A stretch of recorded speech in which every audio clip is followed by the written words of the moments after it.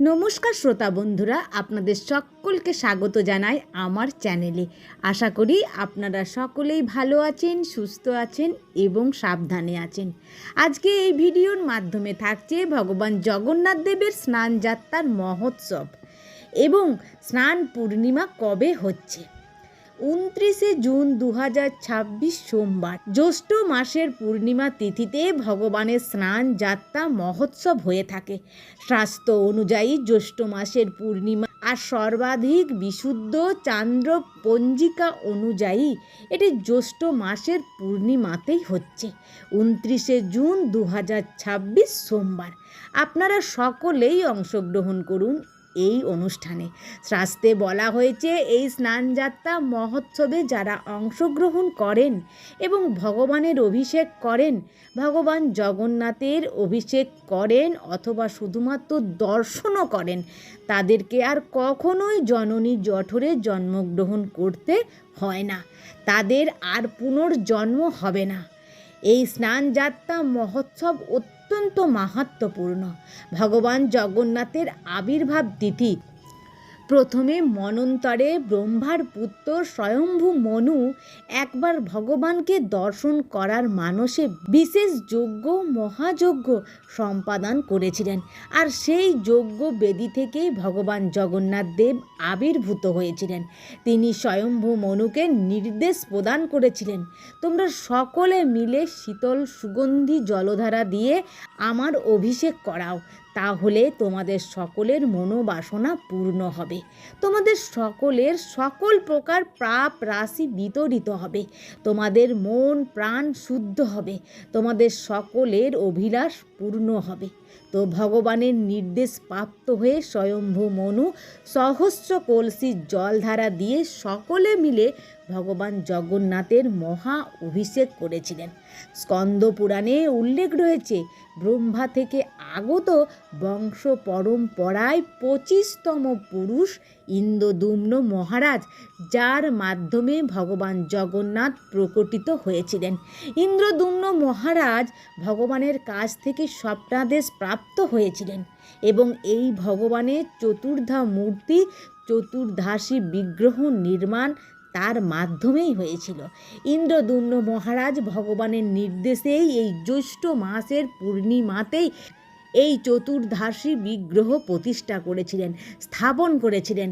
তাই এটি ভগবান জগন্নাথ দেবের আবির্ভাব তিথি বলা হয়।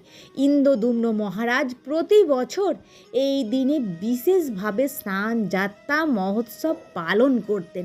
108 কলসি জলধারা দিয়ে সুন্দরভাবে তিনি উঁচু রত্ন বেদিতে বা স্নান বেদিতে ভগবানকে স্থাপন করে এই স্নান যাত্রা মহোৎসবের আয়োজন করতেন তিনি।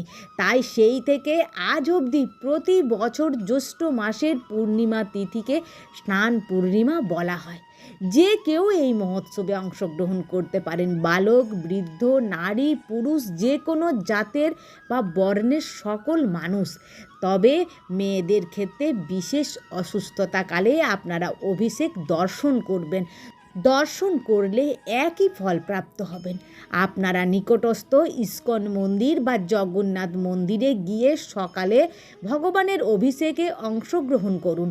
আপনারা দুধ নিয়ে যেতে পারেন, তবে অবশ্যই প্লাস্টিকের বোতলে নয়, মাটির বা কোনো তামা বা পেতলের পাত্রতে নিয়ে যাবেন। অবশ্যই ডাবের জলও নিয়ে যেতে পারেন। এই স্নান পূর্ণিমাতে যারা আমিষ আহারী রয়েছেন তারা আমিষ ভোজন করবেন না, নিরামিষ আহার বা কৃষ্ণ প্রসাদ গ্রহণ করবেন।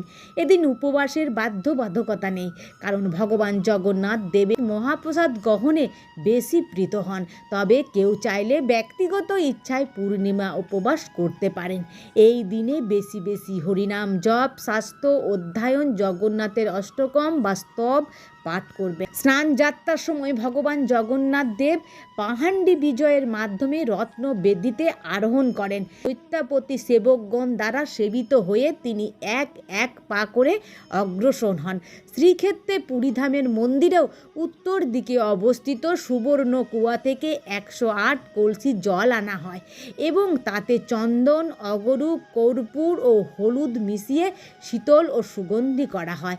ওই 108 কলসির মধ্যে ভগবান জগন্নাথ দেবকে 35 কলসি, ভগবান বলদেবকে 33 কলসি, সুভদ্রা মহারানীকে 22 কলসি, সুদর্শনকে 18 কলসি জল দিয়ে অভিষেক করা হয়। মহা অভিষেকের পর ভগবান গজানন বেশ বা গজ বেশ ধারণ করেন।